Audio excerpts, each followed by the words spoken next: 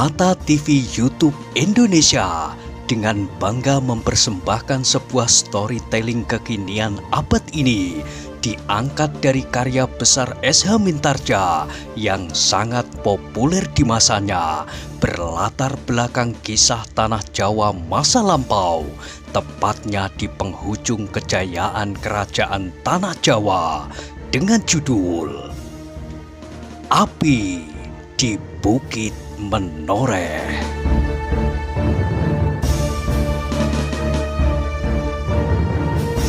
Pada kesempatan yang sangat baik ini, kita masuk pada episode yang ke-159. Selamat menikmati.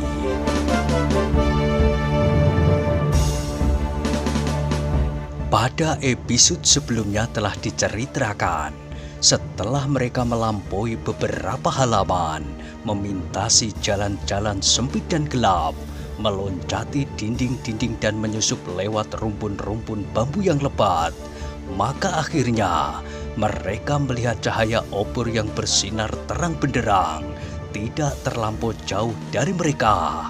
Kitanu Metir yang berjalan paling depan pun berhenti sejenak. Perlahan-lahan ia berbisik, "Nah, itulah Ngger. Itulah arena perang tanding yang agaknya masih cukup ramai. Marilah kita melihat, Kiai," ajak Suwandaru. Kita bukan orang padepokan Tambak Wedi. Apabila salah seorang dari mereka melihat kehadiran kita, maka perang tanding itu akan terhenti sejenak dan mereka akan beramai-ramai mengejar kita seperti anak-anak sedang mengejar tupai. Karena itu, kita harus cukup berhati-hati. Suwandaru mengangguk-anggukkan kepalanya. Katanya, "Ya Kiai, aku mengerti. Kita hanya dapat melihat dari kejauhan. Beruntunglah bahwa perhatian kita Tambak Wedi seluruhnya telah terampas oleh perkelahian yang agaknya tidak diduganya. Kita Tambak Wedi benar-benar terkejut melihat tandang alap-alap Jolotundo. Orang tua itu agaknya masih terlampau percaya kepada si Danti, dan kepercayaannya itu yang telah membuatnya lengah. Kini ia dihadapkan pada kenyataan bahwa alap-alap Jolotundo itu mampu menandingi muridnya. Kalau kepandaian mereka terpaut, maka perbedaan itu sama sekali tidak banyak dan tidak menentukan." Ketiga anak muda itu mengangguk-anggukkan kepalanya. Betapa mereka ingin melihat perang tanding itu. Namun mereka tidak dapat berbuat sekehendak hati, sebab nasib mereka pun kini sedang berada di ujung duri.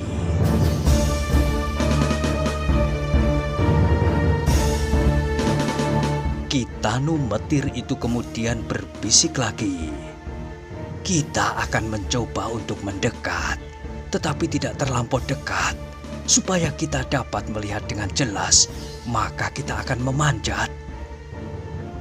Ketiganya bersama Kitanu Metir pun lalu mencoba merayap semakin dekat. Tetapi mereka selalu berusaha untuk tetap berada di balik bayangan dedaunan yang rimbun.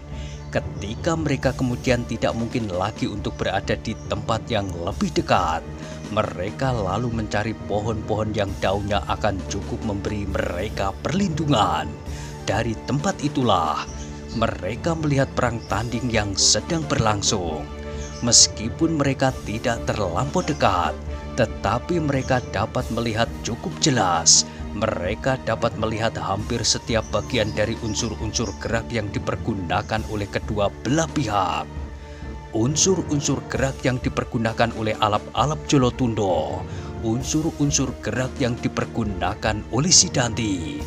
Mereka pun dapat melihat beberapa kelebihan si Danti atas lawannya. Tetapi kelebihan itu hampir tidak banyak berarti dibanding dengan tekad yang menyala-nyala di dalam dada alap-alap Jolotundo. Nafsu yang menggila itu agaknya telah banyak merubah dirinya menjadi orang yang perkasa. Satu hal yang sangat menyulitkan adalah bahwa meskipun alap-alap Jolotundo itu hampir-hampir menjadi benar-benar gila, tetapi otaknya agaknya masih tetap terang menghadapi senjata lawan.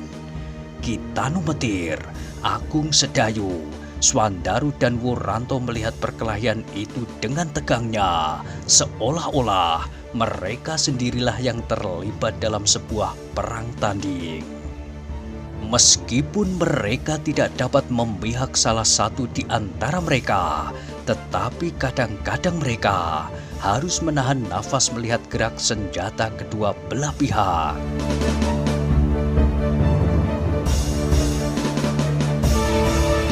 Kenapa si Danti tidak mempergunakan senjata khususnya?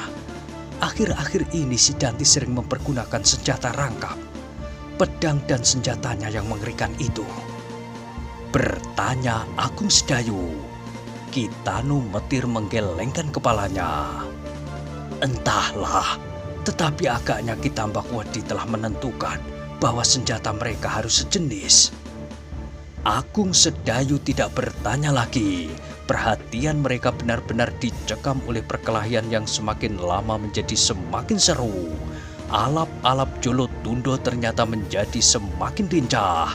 Selama ia berada di Tambak Wedi, agaknya ia telah mempergunakan waktunya yang terluang sebaik-baiknya. Sedang si Danti hampir tidak mendapat perubahan apa-apa. Tingkatan ilmunya pun masih juga seperti yang pernah dilihatnya. Hanya beberapa unsur gerak yang kini menjadi luluh dengan serasi, seolah-olah menjadikannya semakin kaya dan cekatan. Tetapi lebih daripada itu, nafsu dan tekad yang menyala-nyala di dalam dada alap-alap Jolotundo agaknya telah menjadikannya seorang yang aneh. Kekuatannya seolah-olah menjadi berlipat ganda.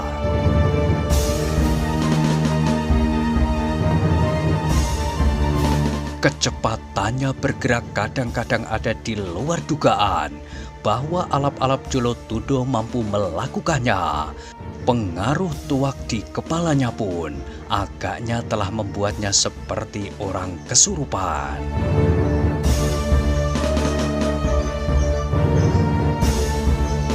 Meskipun demikian, matanya masih juga melihat dengan jelas ujung senjata lawan.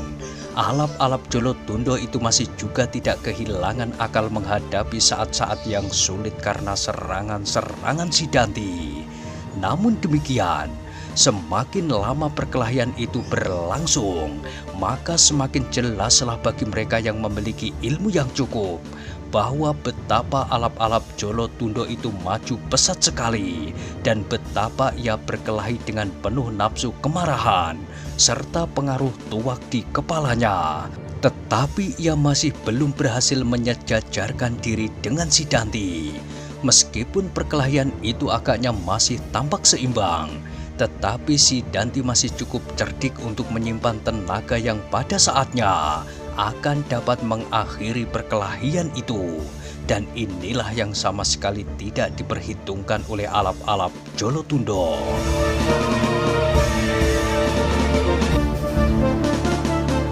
Ia menganggap bahwa apa yang terjadi itu adalah puncak dari kekuatan ilmu, kelincahan dan segala macam unsur dalam tata perkelahian. Tetapi ia tidak memperhitungkan bahwa waktu pun akan turut menentukan akhir dari perkelahian itu. Namun demikian, saat yang menegangkan itu sangat berbahaya pula bagi si Danti. Kesalahan dan kelengahan akan segera mengakhiri perkelahian. Sekejap demi sekejap perkelahian itu menjadi semakin dahsyat. Bahkan kini tubuh-tubuh mereka telah mulai dialiri oleh titik darah dari goresan-goresan ujung pedang pada tubuh mereka. Tetapi darah yang bercampur dengan keringat ternyata telah menjadikan mereka semakin puas. Dengan demikian, maka mereka yang menyaksikan perkelahian itu pun menjadi semakin tegang. Wajah-wajah mereka menjadi keras dan mata mereka seakan-akan tidak berkedip lagi. Bahkan Ki Tambak Wedi pun kini menjadi semakin tegang pula. Mau tidak mau ia terpengaruh oleh keadaan kedua anak muda yang sedang berkelahi itu. ia tidak dapat melepaskan diri dari hubungan pribadi antara dirinya dengan si Danti sebagai guru dan murid. Sehingga mau tidak mau betapapun ia mencoba untuk berdiri di tengah-tengah, melepaskan diri dari persoalan yang sedang berlangsung itu. Namun orang tua itu di dalam hatinya sudah berpihak kepada muridnya.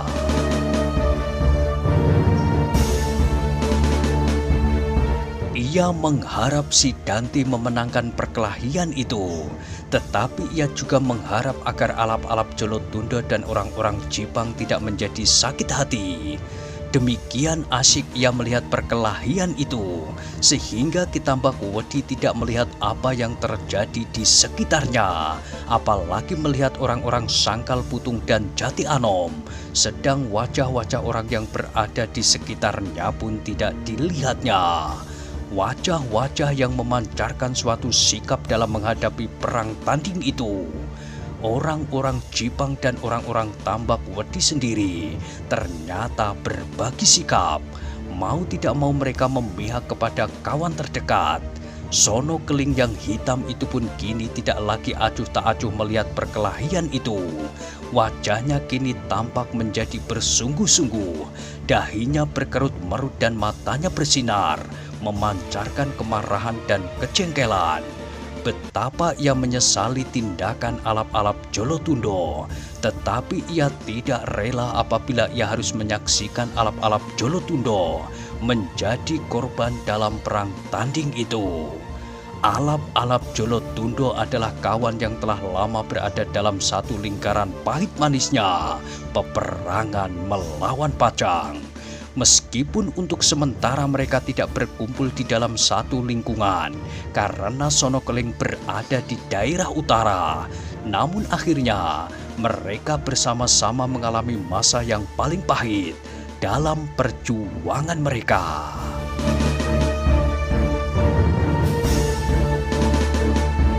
Perjuangan yang tidak berujung pangkal, yaitu pada saat-saat matinya Tohpati yang bergelar macan kepatihan, kemudian keinginan Sumangkar untuk menyerahkan diri kepada Senopati Pajang yang masih muda, yang bernama Untara, yang kini berada di ujung hidung mereka lagi.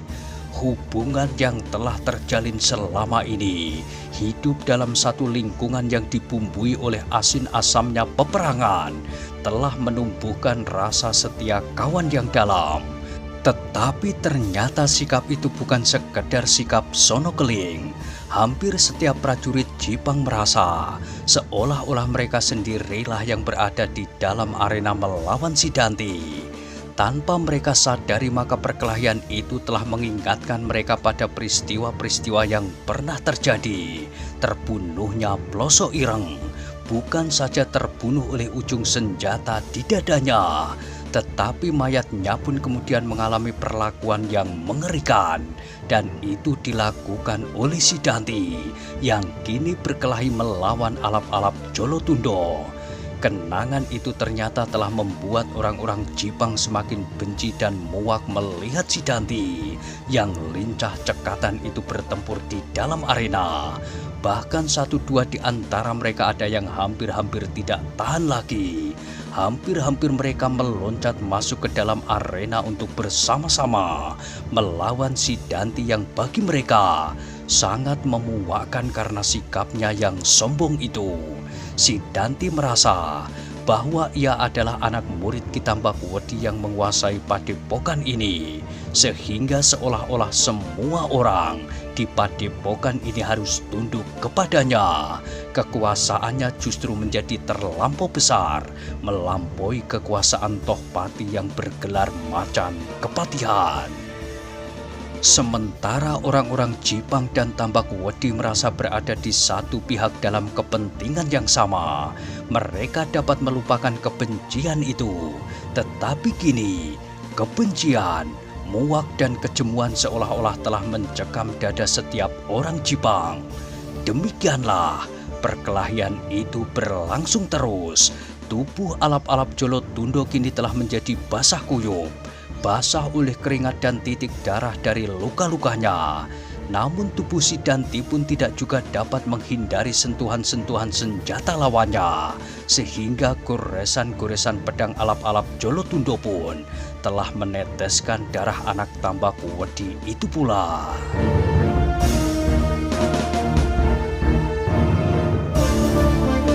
Titik-titik keringat itu pun mengalir dari dahi Ki Tambak Wedi yang tua.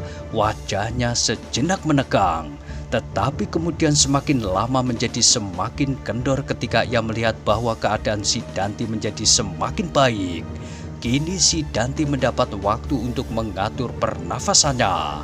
Meskipun ia masih harus berjuang sekuat-kuat tenaganya, tetapi orang tua yang bermata tajam setajam mata burung hantu itu mampu melihat bahwa keadaan si Danti sudah tidak berbahaya lagi. Namun tidak demikian halnya dugaan orang-orang Jipang dan orang-orang Tambak Wedi. Mereka masih juga dicekam oleh ketegangan yang justru menjadi semakin memuncak. Betapapun juga, akhirnya mereka dapat melihat bahwa kedudukan si Danti masih lebih baik dari kedudukan alap-alap Jolotundo. Meskipun kerut-merut di wajah Ki Tambak Wedi sudah tidak sedalam semula, tetapi perhatiannya masih juga tersangkut seluruhnya pada perkelahian itu.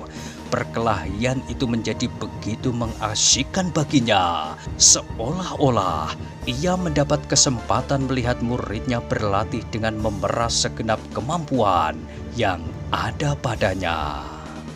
Dalam perkelahian itu, ia sempat melihat kesalahan-kesalahan yang dibuat oleh si Danti, kemungkinan-kemungkinan yang baik yang dilepaskannya tanpa menyadari akibatnya, dan unsur-unsur gerak yang masih belum matang dan serasi dalam hubungan keseluruhan. Ki Tanumetir, Agung Sedayu, Swandaru dan Wuranto pun masih juga dicekam oleh ketegangan. Meskipun Ki Tanumetir pun kemudian melihat kelebihan si Danti atas alap-alap Jolotundo, namun ketegangan yang mencekamnya mempunyai bentuk yang berbeda dengan apa yang terjadi atas Ki Tambak Wedi. Kini Ki Tanumetir ditegangkan bukan saja oleh perkelahian itu, tetapi terutama oleh rencananya. Perkelahian itu agaknya telah mendekati akhirnya. Apakah saat itu pasukan Untara, setidak-tidaknya mereka yang berkuda telah berada di luar padepokan itu? Seandainya mereka telah datang, mudah-mudahan para penjaga dan peronda tidak melihatnya. Dalam hal ini ia percaya kepada Untara, seorang pemimpin prajurit yang telah cukup berpengalaman.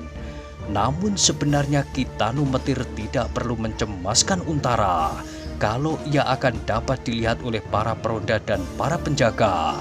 Sebab pada saat itu hampir setiap orang di padepokan Tambak Wedi telah berada dan berkerumun di sekitar banjar para pemimpin padepokan itu.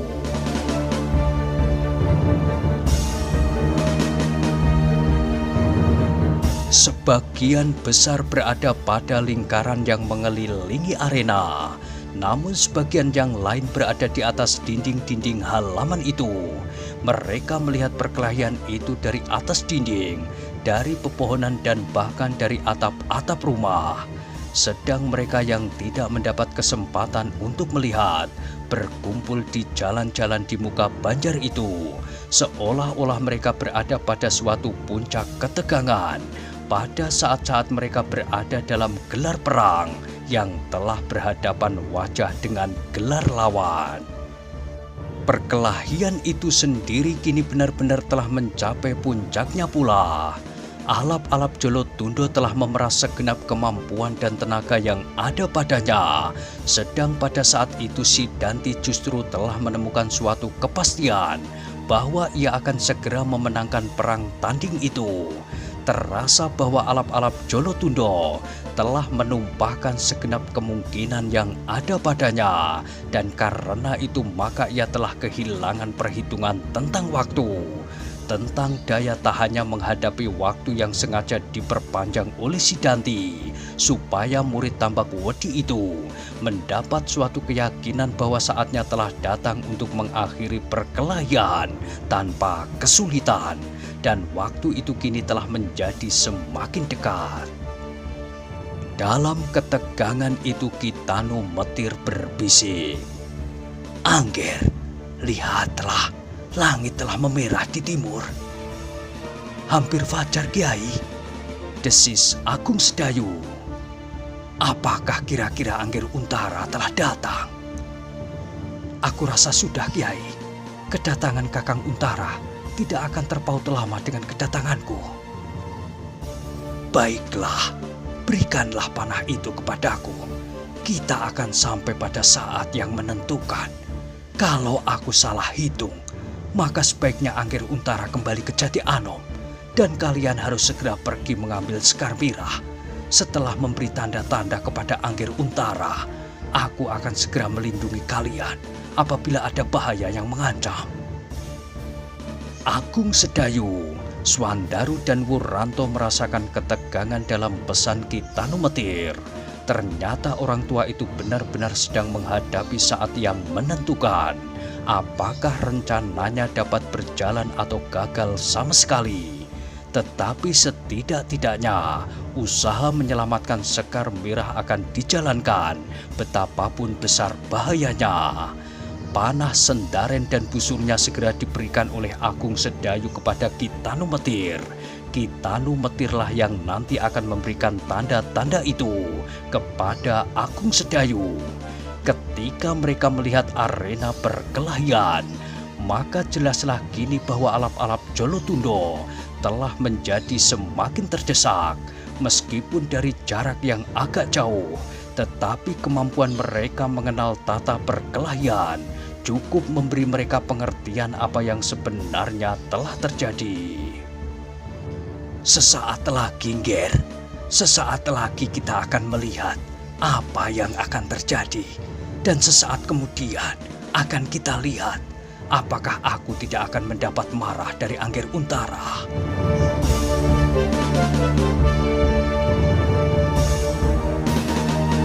Dalam saat-saat terakhir itu, maka Ki Tambak Wedi tampak menjadi tegang lagi. Kini ia tidak saja berdiri memperhatikan setiap gerak kedua anak muda di dalam arena itu, tetapi kini ia bergeser semakin dekat. Ketika cahaya merah di timur menjadi semakin jelas, maka alap-alap Jolotundo pun menjadi semakin payah. Ternyata dalam perkelahian yang terjadi itu, ia telah memeras segenap kemampuan yang ada padanya, sehingga dalam waktu yang singkat ia seakan-akan telah kehabisan tenaga. Pada saat itu keadaan Sidanti masih cukup baik, tenaganya masih segar dan perhitungannya atas kelemahan alap-alap Jolotundo menjadi semakin masak. Sono Keling pun ternyata melihat keadaan itu. Wajahnya yang hitam menjadi semakin tegang. Kini ia berdiri terbungkuk-bungkuk di dalam lingkaran orang-orang yang melihat perkelahian itu, seperti Ki Tambak Wedi. Seakan-akan apa yang dilihatnya itu tidak begitu jelas di matanya. Namun sebenarnya dadanya telah dipenuhi oleh kecemasan yang memuncak. Kalau Sidanti tidak dapat mengendalikan dirinya, maka alap-alap Jolotundo itu akan mengalami nasib yang sangat jelek. Maka setiap wajah orang-orang yang melihat perkelahian itu kini menjadi kian tegang. Mereka menyadari bahwa perkelahian itu sudah akan sampai pada akhirnya. Meskipun alap-alap Jolotundo masih tetap dalam perlawanan yang sangat cukup, tetapi setiap kali ia selalu terdesak. Luka-luka di tubuhnya pun menjadi kian banyak. Goresan-goresan pedang Sidanti telah membuat tubuhnya berwarna darah. Tetapi tubuh Sidanti sendiri juga telah diwarnai oleh darahnya yang menetes dari luka-lukanya. Dan darah itu telah membuat Sidanti menjadi buas dan liar, seperti alap-alap Jolotundo itu pula. Dan itulah yang dicemaskan oleh Ki Tambakwedi. Betapapun ia memihak muridnya di dalam hati, tetapi orang tua itu masih selalu mengingat kepentingan yang jauh lebih besar daripada seorang Sekar Mirah.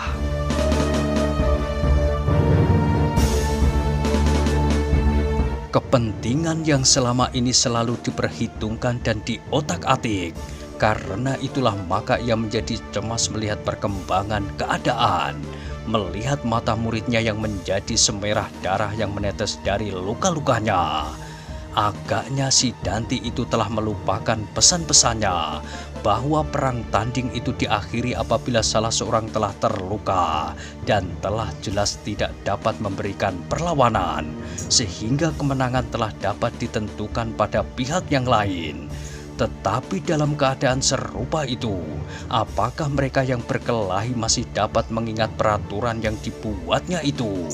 Semakin jelas cahaya fajar memancar dari balik dedaunan di timur itu, maka si Danti pun menjadi semakin bernafsu. Kini ia telah sampai pada suatu saat untuk memenangkan perang tanding itu. Karena itulah maka ia pun menjadi semakin garang. Sedang alap-alap Jolotundo agaknya merasa bahwa kesempatan baginya menjadi semakin tipis. Namun dengan demikian, maka hatinya menjadi bulat untuk mempertaruhkan dirinya tanpa mengenal surut sebelum nyawanya loncat dari tubuhnya. Karena itu, pada saat-saat terakhir, seolah-olah kekuatan alap-alap Jolotundo yang telah surut itu tumbuh kembali. Tandangnya benar-benar mengejutkan.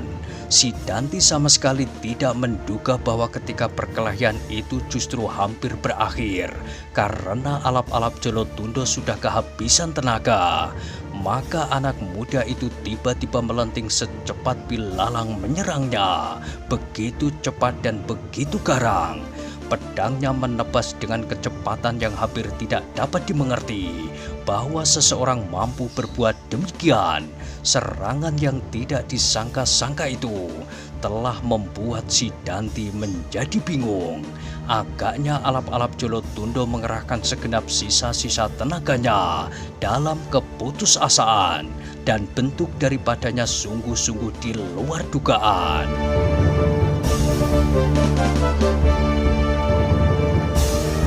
Bukan saja si Danti yang terkejut melihat serangan itu, Ki Tambakwedi yang berada di belakang si Danti pun menjadi terkejut pula.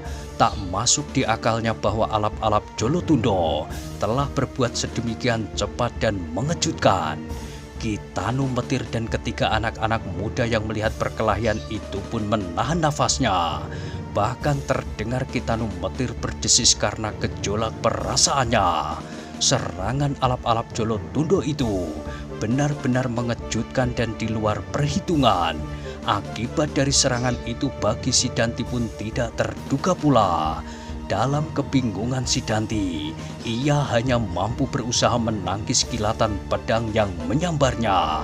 Tetapi ia tidak menyangka bahwa kekuatan yang terlontar pada sambaran pedang itu pun luar biasa pula.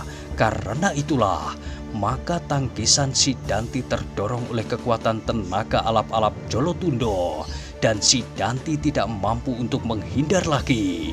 Pedang alap-alap Jolotundo itu menyambar pundaknya. Terdengar si Danti mengeluh pendek. Setiap mulut di arena itu pun berdesis melihat kejadian yang sama sekali tidak terduga-duga itu. Mereka tidak lagi berkedip ketika mereka melihat darah mengalir dari pundak yang menganga karena luka.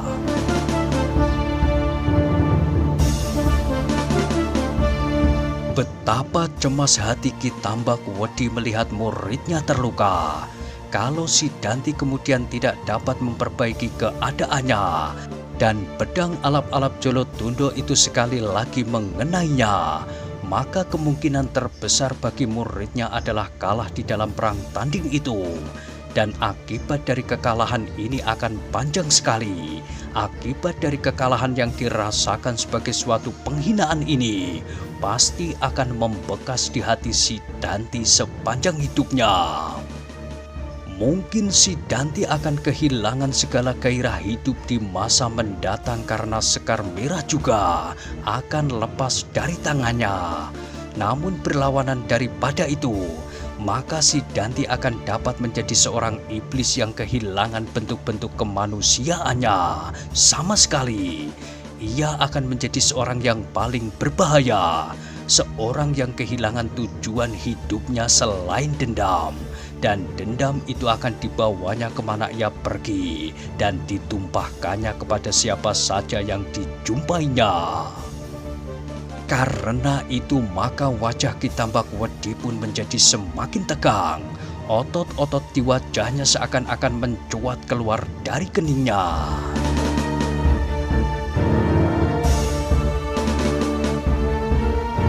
Apalagi ketika sekali lagi ia melihat alap-alap Jolotundo mengayunkan pedangnya.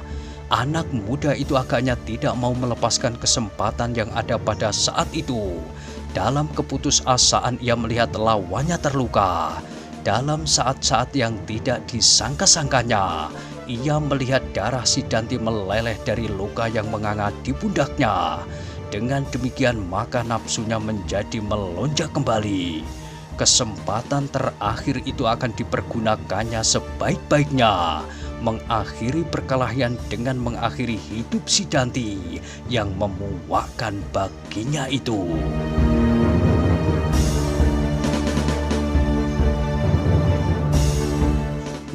Nah, bagaimanakah kisah selanjutnya?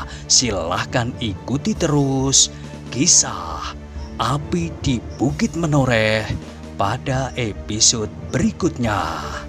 Sampai jumpa.